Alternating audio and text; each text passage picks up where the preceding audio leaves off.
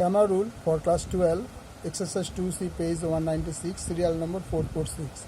X plus y plus z equal to 1, ax plus by plus cz equal to k, bcx plus cay plus abz equal to k square. দেখো এবার column অনুযায়ী সাজানো হচ্ছে C1, C2, C3, এটা C1, এটা C2, C3।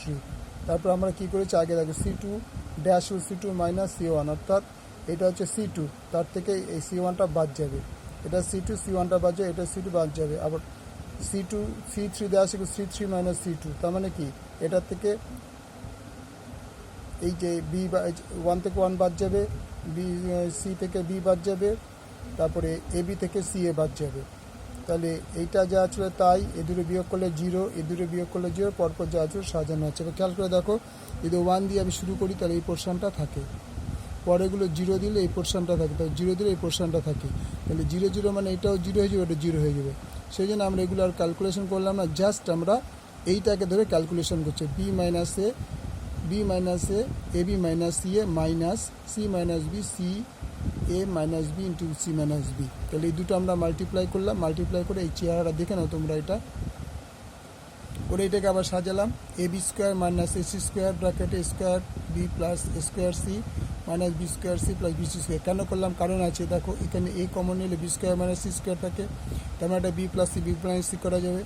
এখান থেকে A square নিলে বি মাইনাস সি, এখান থেকে বি কমন নিলে বি সি কমন নিলে বি মাইনাস সি, তার মানে পুরোটা থেকে বি মাইনাস সি কমন নিতে পারবো। তো বি মাইনাস জি কমন নেবো, তখন পুরো থাকবে A into B plus C minus A square minus B C. তাহলে বি মাইনাস সি এবার গুণ করে দিলাম, গুণ করে বি মাইনাস সি এটাকেও পরপর সাজালাম যাতে কমন করা যায়। বি মাইনাস সি, এই দুটো থেকে এ কমলে B minus A minus C, এখান থেকে সি কমলে B minus A, B minus C B minus A minus C. এবার এটাকে একটু সরল করে নিলাম, যেহেতু এ মাইনাস বি হয় তাহলে মাইনাস এটা গেলাম plus B B minus C, আর মাইনাস সিটা গেলাম সি প্লাস এ, তার মানে এ মাইনাস বি এ মাইনাসে প্লাস হয়ে যাবে, A minus B B minus C minus A, এই জায়গায় দিয়েছে। এটা হচ্ছে ডেল্টা হয়ে গেল। এবার দেখো ডেল্টা 1-এ চলে আসো, যেহেতু delta A minus B B minus C minus not equal যে, সুতরাং সমীকরণের সমাধানযোগ্য। তাহলে ডেল্টা 1 হচ্ছে তাই C4 C2 C3, তাহলে এটা C4 এটা C2 C3, ঠিক same process, C2 dash minus C2 minus C1 C3 dash C3, এই দুটো মাইনাস করে এরকম চেহারা আসলো।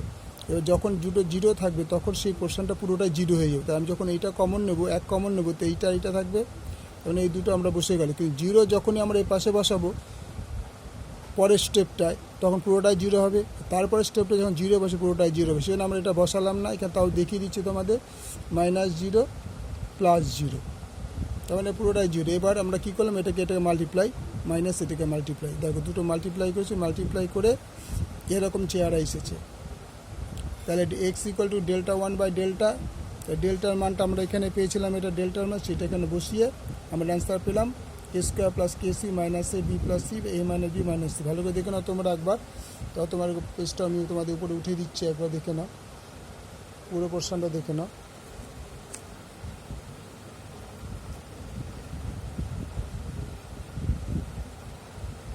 তোমাদের হয়তো লাল কালিতে দেখেছো বলে একটু চোখে একটু ডিস্টার্ব হতে পারে, তো তোমাদের অল্প বয়স, তোমাদের তত ডিস্টার্ব হওয়ার কথা নয়, ঠিক আছে। পরে পেয়ে এটা ডেল্টা এক্স বেরিয়ে গেল ডেল্টা 1-এ। এবার হচ্ছে ডেল্টা 2, দেখো ডেল্টা 2 সেম প্রসেস,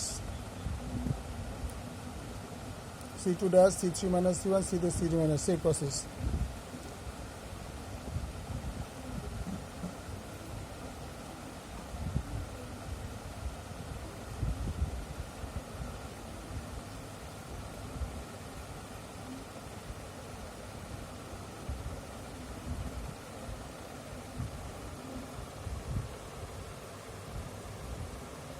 পরে পেজটা দেখো,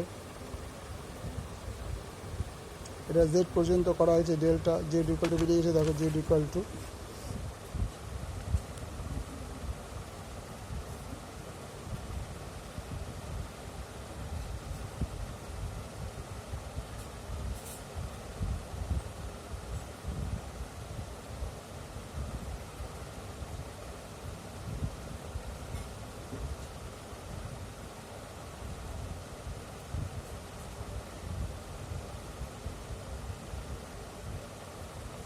এটা ডেল্টা 3 বেরিয়ে গেল, এটা ডেল্টা 2 আসছে দেখো।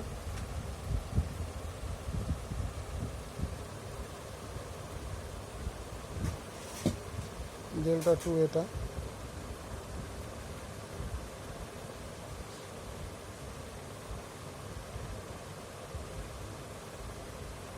তোমরা একটু পজ করে করবে, তাহলে আস্তে আস্তে দেখতে পারবে। কারণ অঙ্কটা অনেক বড়, 3 পাতার অঙ্ক হয়ে গেছে।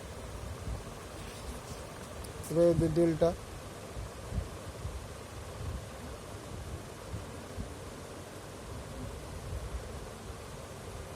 এটা স্টার ডেল্টা, ডেল্টা এটা ডেল্টা 1,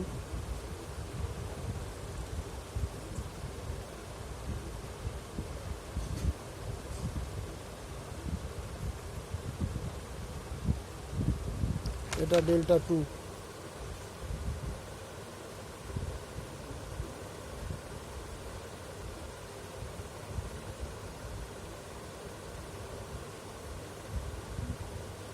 এটা ডেল্টা 3।